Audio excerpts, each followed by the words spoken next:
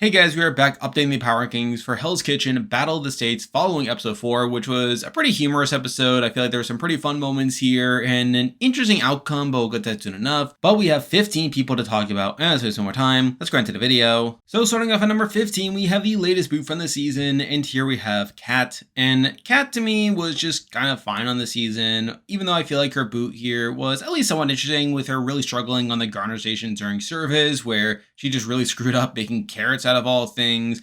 And while by the end it was pretty obvious that she was going out considering her performance in this service, as well as the fact that she was already struggling in other services, I still think it was a pretty fun downfall for her for the most part. Though if we're being honest, I never really saw her as that high of a contender. I feel like her edit was pretty lacking for the most part. And on top of that, she really struggled in a lot of services to where outside her performance in this latest episode's challenge, where she beat Bradley in the fish competition, I feel like she didn't really stand out in any services, with her already having been nominated, and with her also not really standing out in the edit either. So again, her going out here makes a ton of sense, and she's not out of the game to where she's here at number 15. And with that, we have 14 people left in the game to talk about, and as usual, I'll be ranking them based on how likely I think they are to win the game based on their edit and current game position. But number 14, the person I believe is Elisa could win from this point on, is still Antonio. Now, Antonio actually got more to do in this episode, largely during the challenge, where he ends up beating Annayia during his matchup, only for Annayia to use the punishment pass against him, causing him to stay behind from the reward, which in itself is a pretty funny scene, though it's not really one where we learn much about Antonio himself. I still feel like we don't know much about him at all, really. And while we got a couple confessionals from people in the blue team saying how, Annayia was being petty for doing this, how, she was mad that he beat her, we don't really get much from Antonio's perspective at all, really, where I feel like it's more so other people talking about the situation than Antonio really weighing in, where his only comment is a confessional where he says that Annayia just did what she had to do, I guess, and outside that, he doesn't get anything else, where he doesn't really do much during the service. Mind you, he was on table side. And in general, he is just the most underdeveloped person on the season, where we just don't know anything about him. Even this episode, this should have been an opportunity for us to learn more about him and to at least get some aspect of his personality, but instead, we just don't get much from him.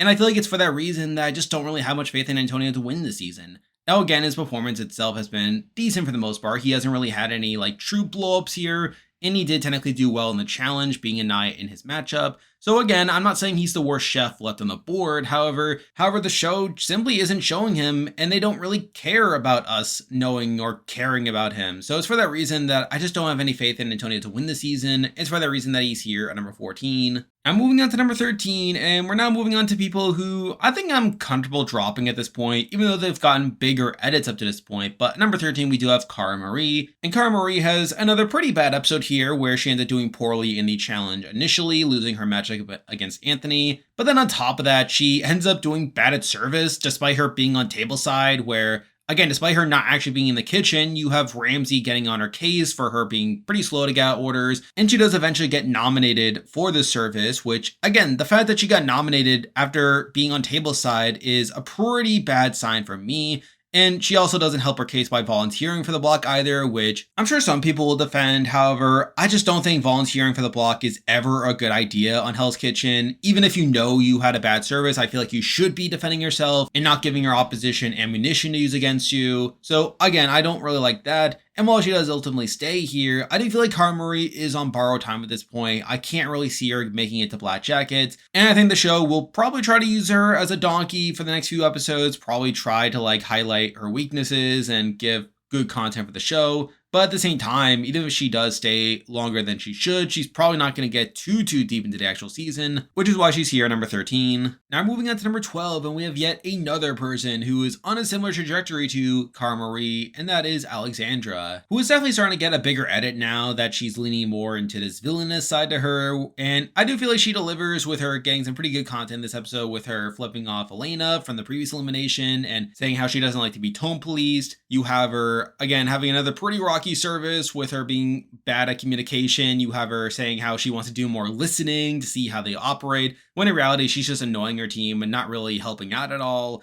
You have her getting into an argument with her team after the service, saying how she feels like they're playing high school politics, and she does eventually get nominated yet again for not being a team player. And again, while she does stick around, I feel like that's more so due to her being this bigger character and probably someone that the show wants to at least keep around for a little bit to bring more drama to the show.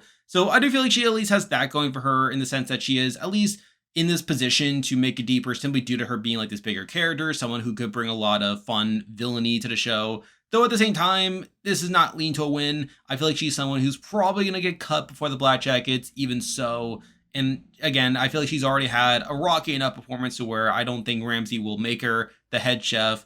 But even so, I feel like the fact that she at least has some potential to make it deeper into the season simply off her character traits is enough to have her here at number 12. I'm moving on to number 11, and we're going back now to someone who I have dropped on as the season has gone along to where I don't feel like this person's likely to win. But number 11, we do have Jayden. Now, I do think there is some merit to Jayden in the sense that he did at least have a decent service on the starter station with Henry, and Henry does get to talk about that. But at the same time, I feel like that's from Henry's perspective more so than Jayden's. So I can't really prop up Jayden too much for that. And on top of that, he also does pretty poorly in the challenge, which is pretty funny considering it was a fish challenge. But yet he just gets smoked by Lisa out of all people. So I do feel like this episode was a bit of a mixed bag for Jayden. But the reason I did drop him is I just feel like he's just not that big of a focus on the show. And again, while he does at least have some potential to demonstrate himself more later on, I do feel like the fact that I feel like we haven't got as much from him as certain other people. And I feel like there probably aren't as many upsides to where I still feel like he has made mistakes along the way and hasn't really like demonstrated himself as like this truly exceptional chef on the season. It was enough of a factor to where I did decide to drop him a bit here. So it's because of that he is here at number 11. I'm moving on to number 10, and we have someone who I just mentioned, and here we have Henry. And again, Henry got a slightly better episode than Jayden, where he did do pretty decently at the service at the starter station, and also gets to talk about that in confessional. He also does pretty decently at the challenge as well, where he does actually get a point, unlike Jayden. So I do feel like that is at least a consideration there for him being over Jayden at least.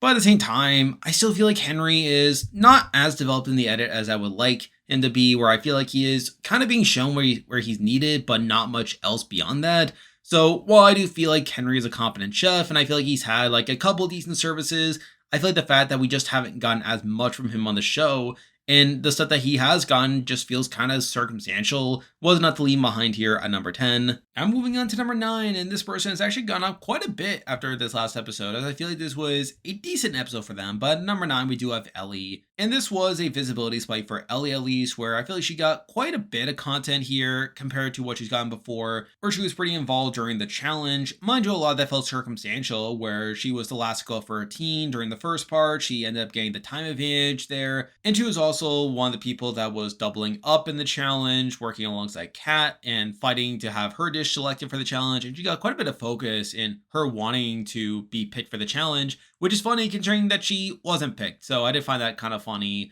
But beyond that, she does follow it up with a decent service. She does get a little bit of content there, talking about how it's time to nut up or shut up, which is followed up by her making a good dish. She also gets to talk a bit about other people during the service as well. So again, I do feel like Ellie got more to do in this episode than previously. And I feel like her actual performance in this episode was decent enough to warrant an increase on this power ranking at least. Though with that said, I can't warrant an increase too large considering that this content still feels circumstantial. It felt like it was there because she was just more involved in this episode than what she was before. And I still think her content is not as complex as I would like either, where even though we are learning a bit about her here and there, I feel like we don't know as much about her as other people. And I feel like we're not really seeing her as like this major character on the season, someone who will be a contender later on. So again, while this was a fine enough episode for her, and definitely enough for her to go up a little bit, I feel like I can't have her any higher than number 9. I'm moving on to number 8, and we have someone who I remain pretty uncertain on, even though I feel like they've been getting quite a bit to do on the show. But at number 8, we do have Bradley.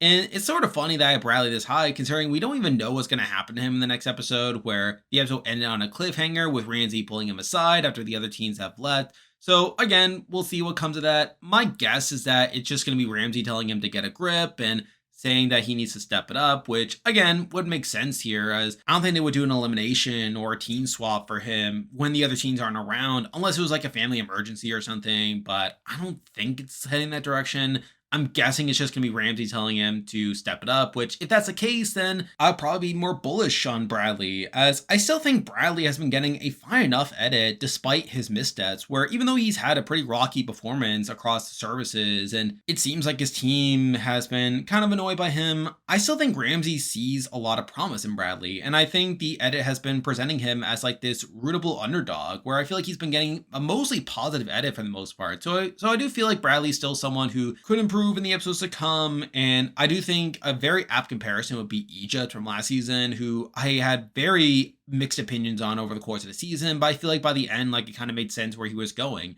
And I can definitely see Bradley being on that similar trajectory to where he does have a pretty positive edit, but despite that, he does have a lot of trouble early on. And even this episode, he does make plenty of mistakes. He does do pretty poorly in the challenge with him having the skin fall off of his sea bass and follows it up with a pretty rocky service yet again. So again, I do think there's still some question marks in terms of his actual performance. And even if he does step it up, like, will Ramsey actually give him the win by the end of it? I don't know. But I still think Bradley at least has that upside to improve based off his edit to where I do have him here at number 8. I'm moving on to number 7, and we're moving on to 2 chefs in a row now who have been pretty competent for the most part, but have also been getting somewhat villainous edits. But number 7, we do have Anthony. And Anthony is a bit of a weird case here where Anthony is clearly meant to be the foil to Bradley, where I did say I was pretty high on Bradley, and in doing so, you would assume that I'd be lower on Anthony. And I still think Anthony's someone who I can't really see win by the end of it, where even though he has been presented as a pretty competent chef, I also feel like he has this very cocky side to him, and I don't think he comes off in the greatest light on the show to where I can't really see him actually going on to win by the end of it. Though with that said, I still think he's a competent chef where he does pretty well in the challenge, actually winning the challenge for his team, and he does follow it up with a decent enough service there. So again, I do feel like Anthony's clearly meant to be like this competent chef, someone who is clearly meant to be like a formidable threat. But at the same time, I still think he is someone who talks pretty negatively about his fellow teammates, especially Bradley. And I do think if Bradley does have this surge after this next episode, then I do think that would bode particularly poorly for Anthony. It would just make Anthony look pretty unlikable to the audience, especially if we're meant to be rooting for Bradley, to where I don't think Anthony is someone who is meant to win by the end of it.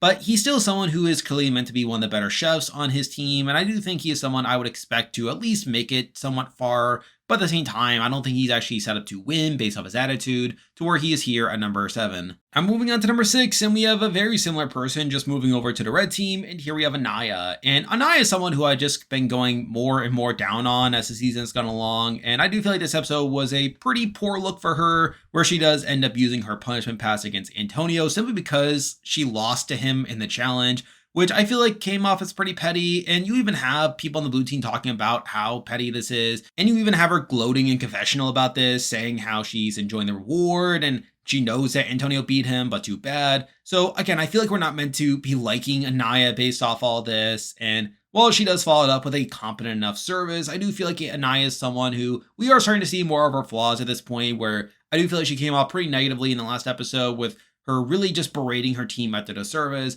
And I think this episode just showed this really petty side to her that I don't think we're meant to be supportive of too much. Now, again, she is still like a pretty competent chef. She's still someone who I would expect to make it relatively deep into the season. But at the same time, I do feel like the fact that we are seeing so much of her flaws right off the bat just makes it hard for me to see how she goes on to win the season. And I think there is a debate here between whether she should be above or below Anthony, as I do feel like they both have similar flaws. Both of them are in similar positions in the game right now. And I do feel like both of them are on similar trajectories.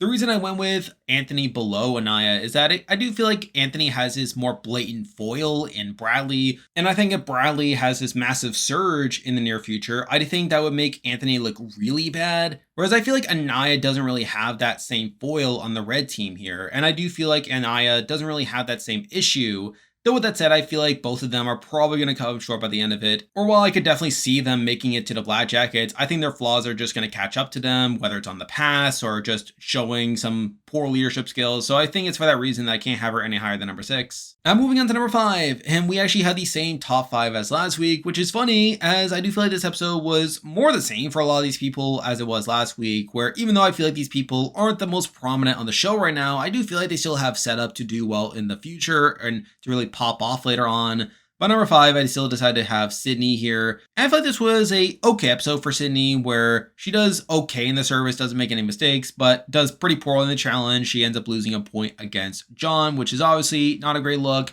But though beyond that, I feel like there wasn't enough beyond that to really downgrade her, as I generally tend to weigh service performance above challenge performance. And again, I feel like Cydney wasn't really dunked on the episode for not knowing her fish as well as her meats. So I do feel like this was still an okay episode for Cydney, not really enough to downgrade her, particularly below the people we already talked about.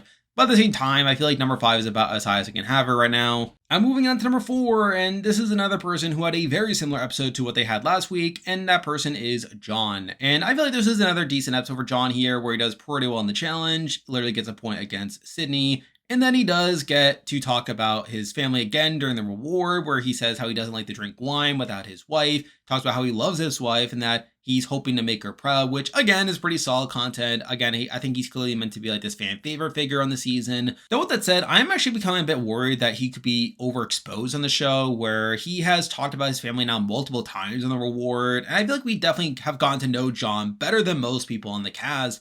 And while he's clearly like a competent chef, where he's done pretty well in the challenges and in services and stuff, I am worried that him getting all this content right now could make it a bit more difficult for him to really pop off later on, unless he's like this truly elite leader of some kind, where I don't feel like we've seen much from him yet.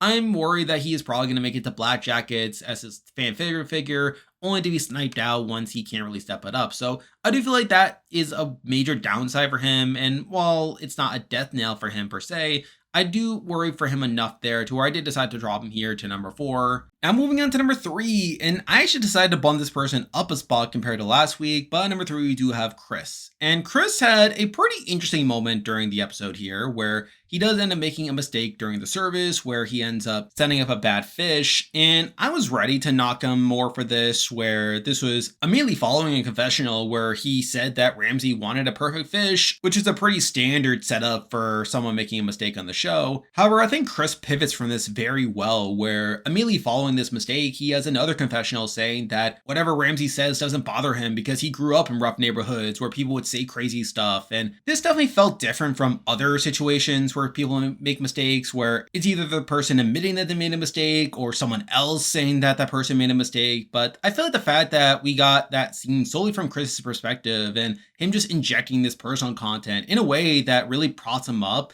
I do feel like that definitely made him stand out beyond that, to where I don't think it's a negative that he made a mistake in the service. And I do think it definitely makes Chris stand out. I definitely felt like the show was going out of its way to highlight that. And while I could be reading too much into this, I do feel like this was still a pretty positive episode for Chris, all things considered, mixing that in with the fact that I feel like Chris was already set up pretty well from previous episodes and has already demonstrated himself to be a pretty competent chef beyond this.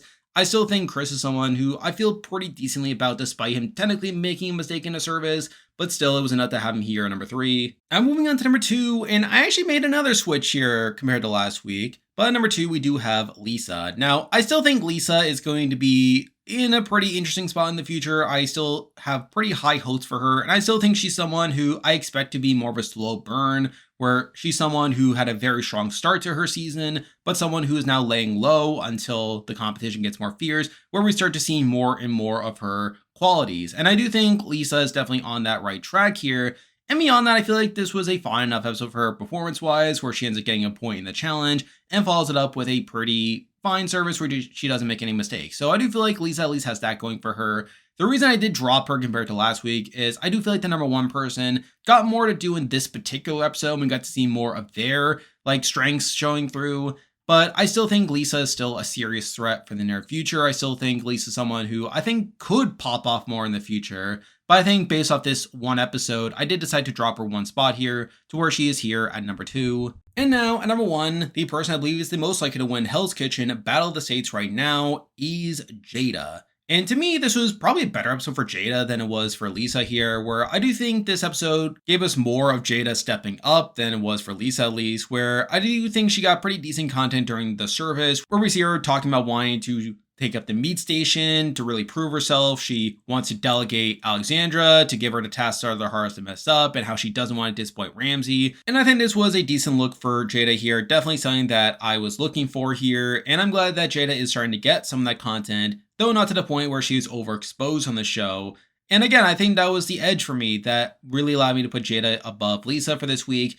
I do expect it to be more of a battle, if I'm being honest, where I would expect Lisa to get more of the content as well moving forward. But it's a fact that we at least saw with Jada for this episode that made me give her the edge for this week at least. So it's because of that I do have Jada here at number 1. And there we go. That'll do it for this week's video. If you like this content, be sure to like and subscribe. It helps with the channel. Now I'll be back again next week to update the power rankings again, so be on the lookout for that. And I'm also doing my weekly podcast with Flint Masters, Gem, and Ultra over on Flint Masters channel. So if you want more HK content aside from this, be on the lookout for that. I'm on Patreon and have YouTube membership, so if you want to consider supporting the channel, you can just by clicking the link in the description. And you can also join the Discord server by also clicking the link in the description. There's a lot of stuff coming your way, but for now, that is a video. See ya.